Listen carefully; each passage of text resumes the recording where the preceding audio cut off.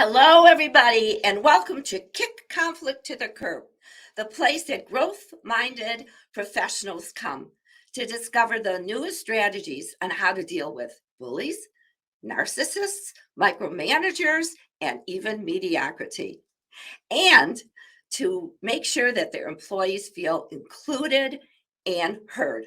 I'm your host, Joyce Weiss, communication coach and queen of conflict resolution. Individuals and small groups come to me to improve relationships and reduce their stress at home and work. And how do they do this, you may ask? Well, they transform from not knowing how to start a tough conversation, all the way to feeling confident using their voice without losing their cool.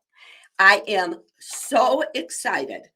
Did you understand? So excited to learn from our guest today, Bret Packard, who's going to show us how disrupting the status quo is a powerful tool, especially during these days. And I would like to introduce Bret to you. For 30 years across 30 countries in the international banking and wealth management space, Bret has run large, complex, high-growth businesses and an array of product lines while serving as executive director on subsidiary boards in the largest banks in 2 countries.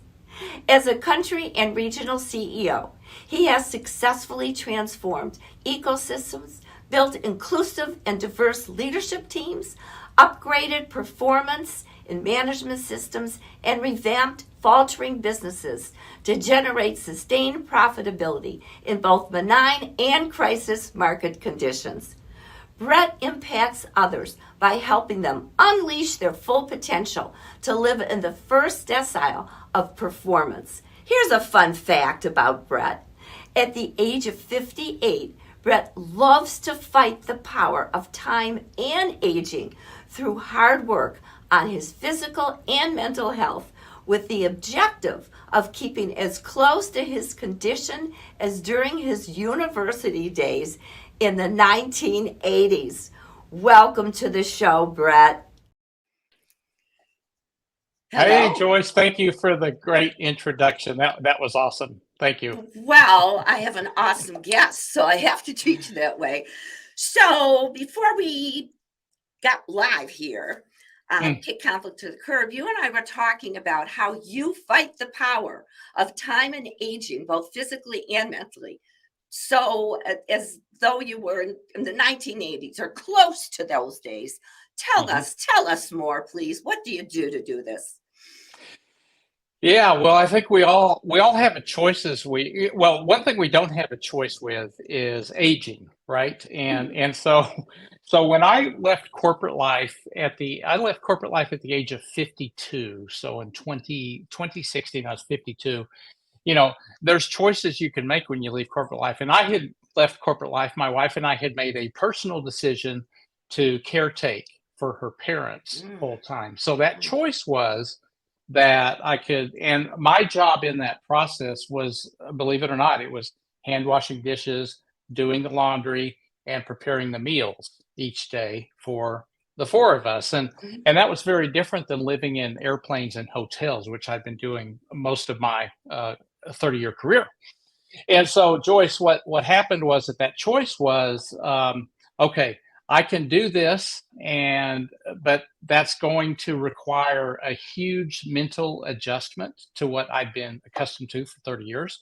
And it's also going to require a physical adjustment. What in the world am I going to do in between meals, in between dishes, et cetera? So I just actually set out on a mission to get in shape, and not just get in shape, but get in shape with getting 8 hours of sleep for the first time in my life, because to be honest with you, for 30 years, I'd get 3-4 hours of sleep. We made and my wife was with me on this as well. We made a conscious decision to eat healthy. So I eat a maximum 300 milligrams sodium per day diet. So just don't put the sauces on stuff, and watch what you eat, and eat a lot of greens. We're not vegetarians, but we basically eat healthy, and we reduce the salt and and the sugar intakes. And nowadays you can track things, right? So Oh, I consume less than 20 milligrams of sugar per day, and of added sugar per day. Eat a lot of fruits, and I get up at 5 o'clock, and I do 4 miles before 7:30 in the morning, and then I do the other wow. 3 miles before 12 noon my time. Today's a little different because I'm on with you live, and so I'll make up for that in the afternoon. But basically, that's the discipline that I have roughly 5 days a week. I don't do it 7 because I recognize I've had a couple of injuries in my ambition to live and feel younger, Mm-hmm. and involving 6 months ago a sprained ankle that put me out of commission for 4 months. Things take longer to heal as you get older. You That's don't what just they bounce back. say. Yeah. That's what, well, And yeah, thank it's you for crazy. that. Thank you Yeah. for that Mm. because you use the word choice maybe about 5 times in this Mhm. description, and that is what it is. I'm a movement queen. I mean, before you came on in the green room, I'm attached to my earplugs and in my chair. I was doing my happy dance to get that energy up. And well, welcome again. Now I'm going Right. to quote something that you wrote in one of the posts about the show. These are your words. Mhm. Whether you are building or transforming an ecosystem where teams can flourish, disrupting the status quo can be an effective tool to get on the right track. Tell us more, please. Yeah, so basically, I specialize and built the back end of my career off of actually transforming cultures. For some reason, I was branded as a Mr. Cleanup person. Hmm. So I got assigned to businesses in the Middle East and Africa that were in dire straits and needed to be transformed, not just on the P&L, but through every aspect of the business, primarily leadership, people. And the way to do that is through culture, or what I call ecosystem. So whether you're transforming an ecosystem, this is the job of a leader, is to make sure that an environment exists so that each person can perform at their potential. Ugh. And if you really dissect what I just said, Joyce, what that means is that, let's say you and I are peers on the same team. You have a different potential than I do, and that's okay. And one's not higher than the other; they're just different. And so, an ecosystem needs to be such that we can each perform optimally. I have things to bring to the table, you have things to bring to the table, etc. So creating that ecosystem requires oftentimes disruption, meaning that that the way that people are measured, the way that performance is assessed, the way that people are compensated, the way that products are designed, the way that consumer satisfaction is measured.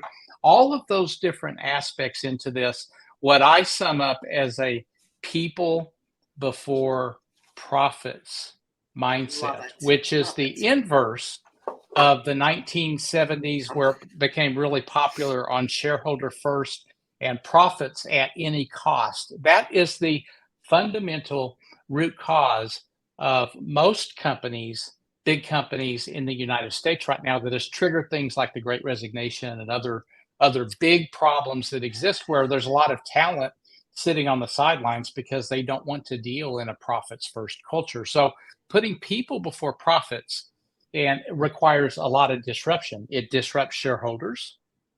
It Mhm. disrupts the middle management that typically resist a lot of change, and they're the ones that protect their territory. It disrupts those that discriminate, those that don't have an inclusive, diverse mindset. And so that's what I mean by disruption, is that looking at what's going to be important and what are the values going to be as you redesign the ecosystem so that everybody can perform at their potential. Oh, Brett, music to my ears. And we know that I'm going to say most, at least most of my clients, when they come to me, they leave because they didn't feel heard or respected.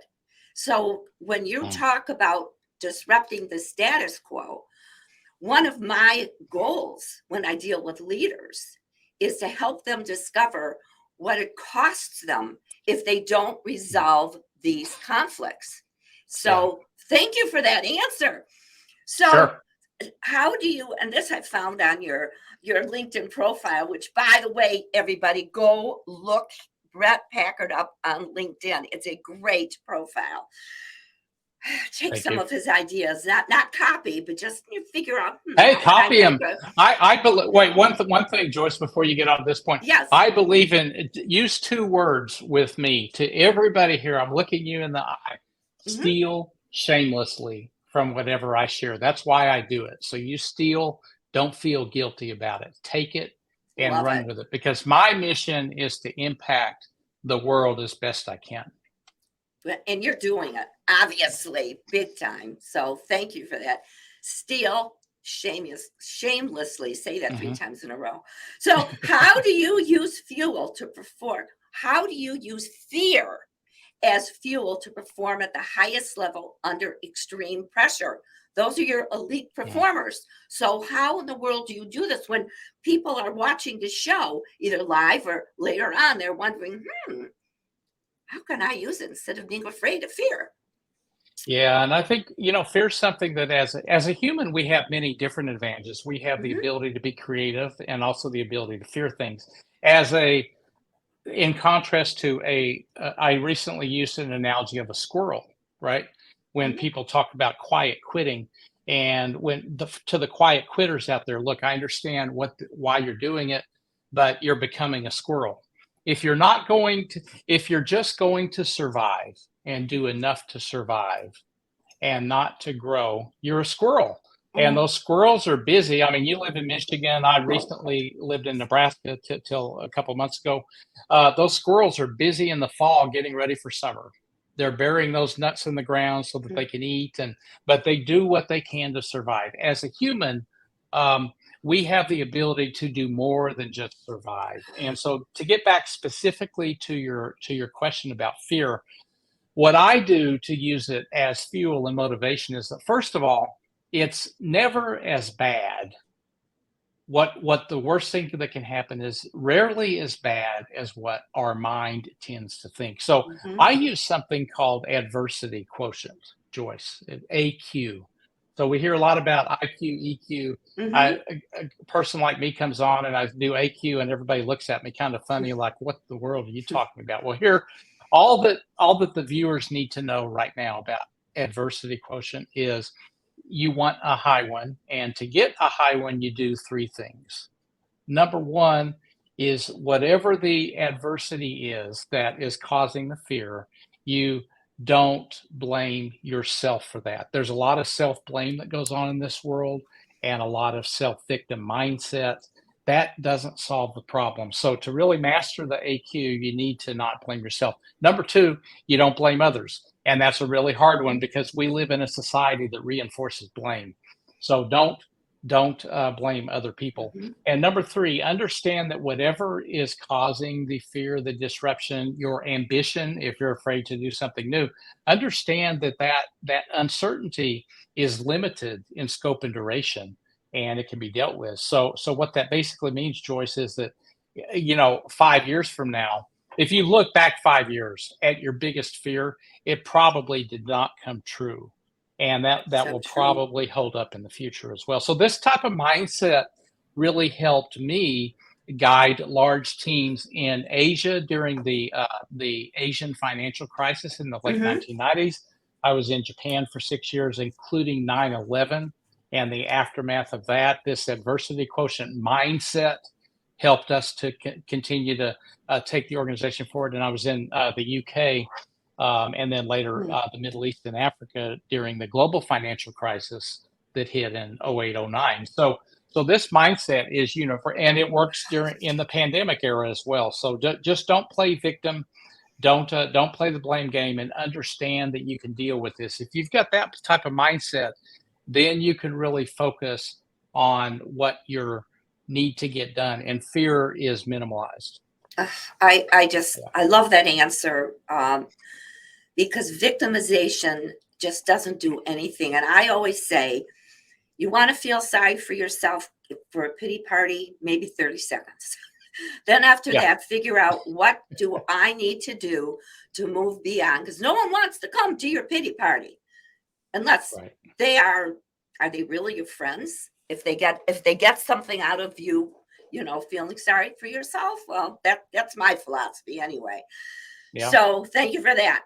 So what is one career strategy for those viewers who are managers so they can develop into leaders? What is one piece of advice that you can give to them? Well, wow. There's first Mhm. of all, probably not one. but I'll do my best to give a concept. How's that? Okay. So Yeah, why don't I wasn't expecting this question, but I'm glad it's a great question. Let's take the smartphone. good. Hmm. We all know, you know that feeling, Joyce, when you get this smartphone in the mail and you're kind of excited, right? At least I am. It's like, wow, I can't wait to turn this thing on. It's got all these great features Hmm. and all of this. So you pull it out of the box, you open it up, and oh, it feels great. This is awesome. You turn it on and you try to make a phone call. It's not going to work, right? Because the software isn't activated, the SIM card's not activated.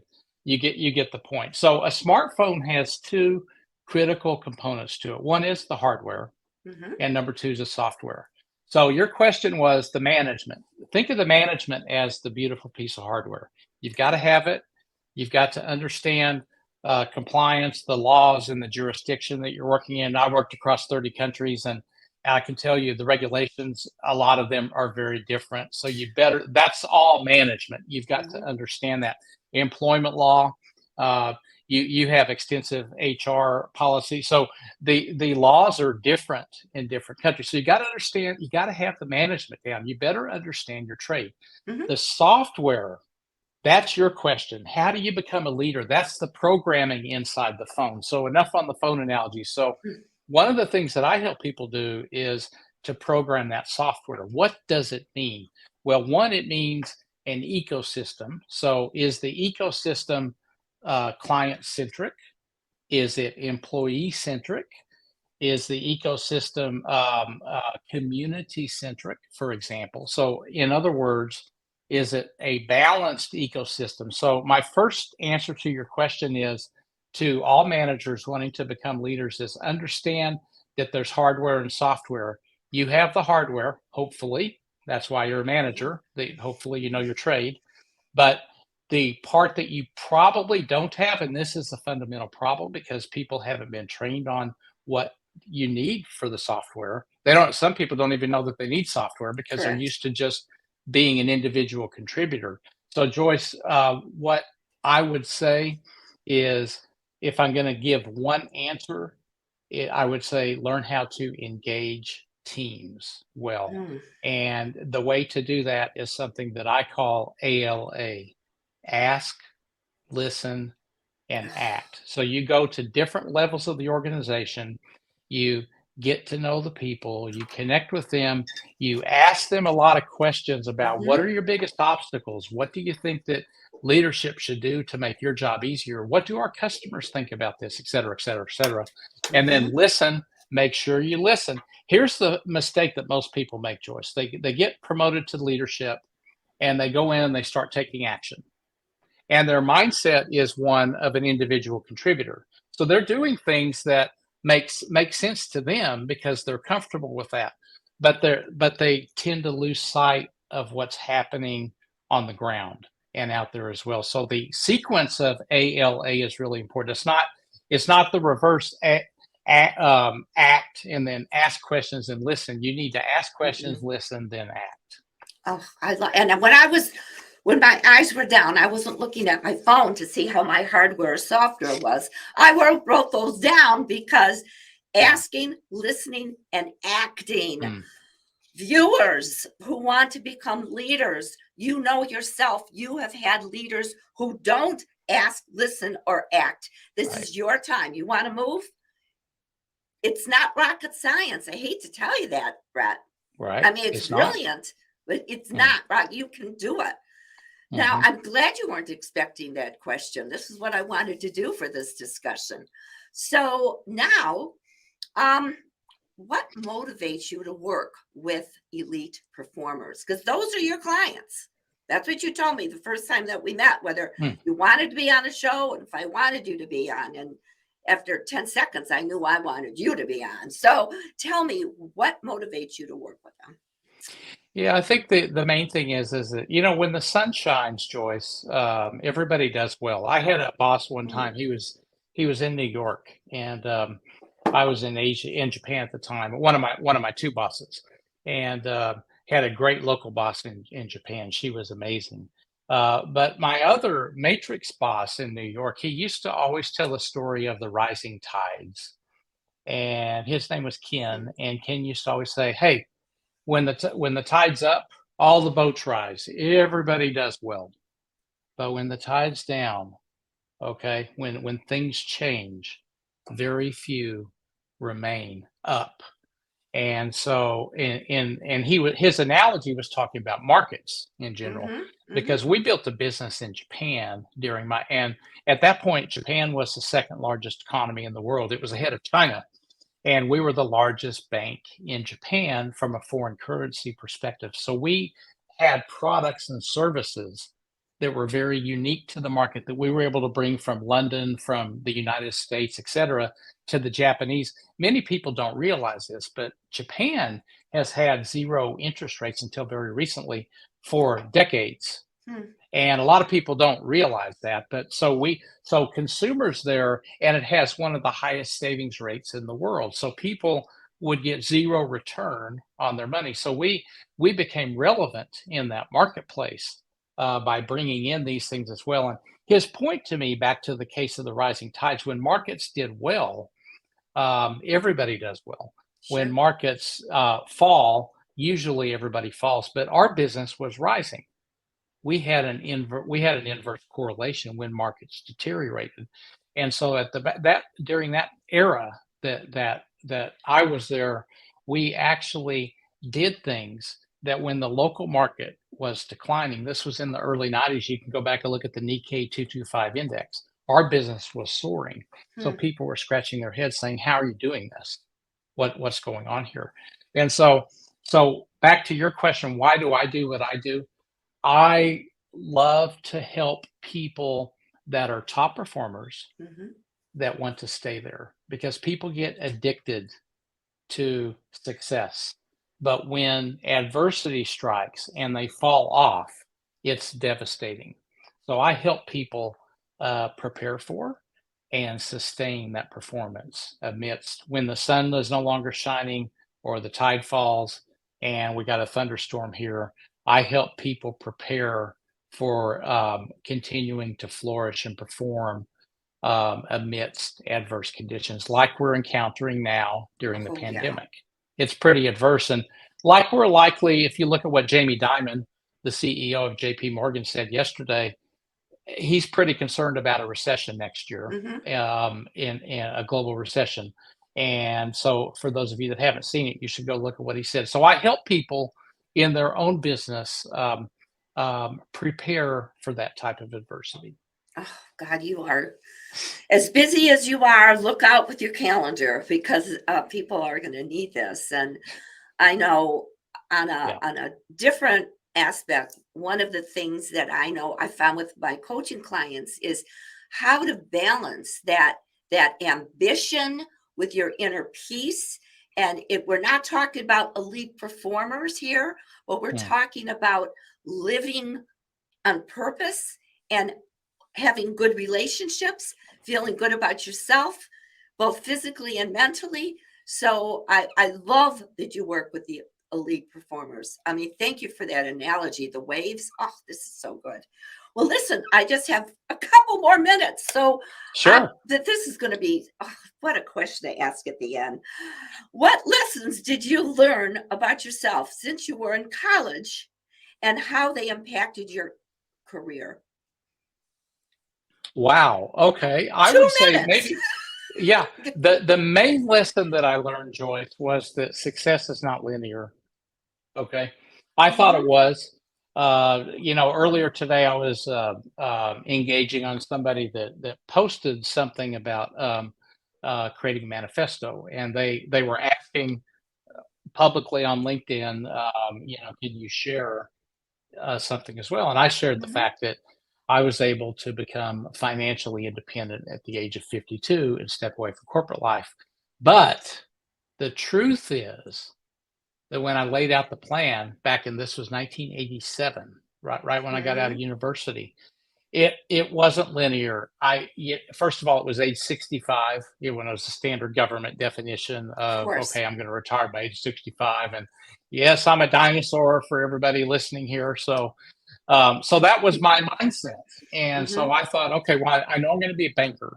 So I'm going to have to save this much, et cetera, et cetera. So finished way ahead of schedule, including having my portfolio wiped out through Citigroup. I worked for 19 years, got wiped out during just the company part of that stock option. So I made up all that, not just through earnings, but through conservative investing and the time value of money. Living within our means was the biggest principle that my wife and I did. Mhm. And so made it at 52.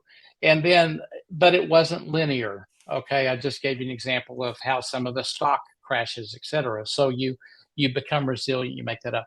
The other thing that wasn't linear is that I didn't have in my original manifesto that I was going to be working across 30 countries and living in every major region of the world except for South America.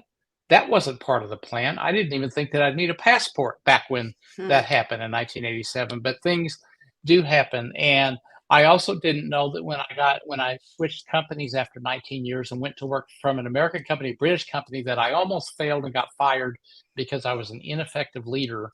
And fortunately, I admitted that and learned leadership and learned about the software part that you asked about, Yes. and that saved my career. So that was anything but linear. I mean, that was a Mm-mm. failure. I was a failure. But boy, that last 10 years after I learned about that Mm. software, then that's why I was able Wow. to do it at 52, not at 65. Well, we came full circle from the phone to your own career and what you Mhm. learned. And thank you for being so authentic about this. Many people wouldn't. I was a failure. No, they can't say that. I mean, Right. I do. And when I used to be a speaker and I shared that 4,000 people walked out of one of my speeches, some of my colleagues said, "How can you share that?" I said, "That's funny." Once I became authentic, Brett, I Mhm. noticed that, wow, people connected. Well, listen, there I had to put two different tickers on this because there's so many ways that people can reach you. And I'm going to have another one. Tell us why they can reach you, what they will um what offers you have for them. And here's your LinkedIn, here's your Facebook, and now here is your Twitter and Yep. your Instagram. So, Yeah, so I think probably the best way for people to get hold of me is through LinkedIn, okay. but I am on all Good, the good. platforms as my name basically. So and that's the best way. I think just in terms of, I'm very particular about the type of clients I take on board because it's a highly, I think you picked up through this discussion, it's a highly specialized Navy Oh, SEAL type of mhm. environment where it's not for everybody. But I would just encourage everybody to follow me on here on LinkedIn. Follow me every day because yesterday, just in real short, Joyce, I know we're limited on time, Mhm. but yesterday I ran across an article that something was trending on TikTok for Generation Z, 61 million views. And these were a couple of millennials saying, "Hey, we're just lucky people." And I encourage basically 61 million of you, that's how many it went to. I encourage you to just think about good things happening, and they're going to happen to you. Mm. You don't need to work for them. They'll happen. And they showed all this stuff about how great things had happened to them. So I wrote a post yesterday, and all of you watching this should go look at my post from whatever yesterday's date is and talking about the lies that are out there, because this is a lie. Is that positive thinking is great, but it Mhm. won't do you any good at all without action and hard work. And so don't let people out there that, by the way, they're working really hard. These three or four ladies that were doing this, Mhm. they're working really hard. They're Generation Z, but they're making money off of the suckers that believe Wow. that they don't need to work hard and build their skill set and gain experience and build relationships. Importantly, Joyce, you and I have talked about that many times before, that Mhm. the importance of professional relationships.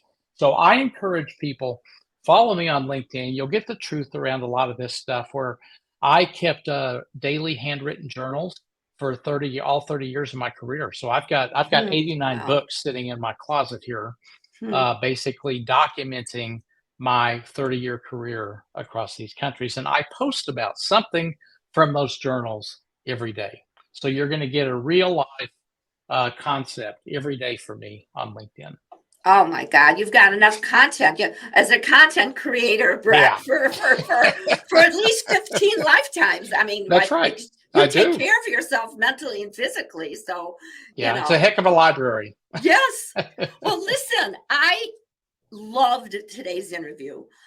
You shared so much of your insight, and the viewers, I'm sure, appreciate our time together. And thank you so much. And I hope that you return sometime in 2023 or Be happy 2024. to. Great. Well, I thank you so enjoyed the much. conversation. I enjoy your program. People need Thank to you. follow you. You have an amazing background and set of experiences yourself. You Thank and you. I were introduced, as you and I were talking, by Sejal Thacker, Hmm. who's a great person. I think you've known Sejal longer than I have, actually, and she connected both of us. Yes, she did. Anyway, people need to follow you. They need to look at some of your prior programs. You've had some great guests on here. I also had the opportunity to look at those over the weekend, and so keep up the great work, Joyce, and Thank thank you you. again for having me. Oh my gosh, my pleasure. And thank you so much for that kind testimonials, which you just gave me. But yeah, Yes. hard work and action. And we got to ask, listen, and act. And you become an elite Yes. performer, not overnight. Well, thanks again. Thank you, Joyce. Thank you to the viewers. Absolutely. So I sure hope that you enjoyed yourself as much as I did listening to Bret Packard's brilliance. And I invite you to connect with me on LinkedIn.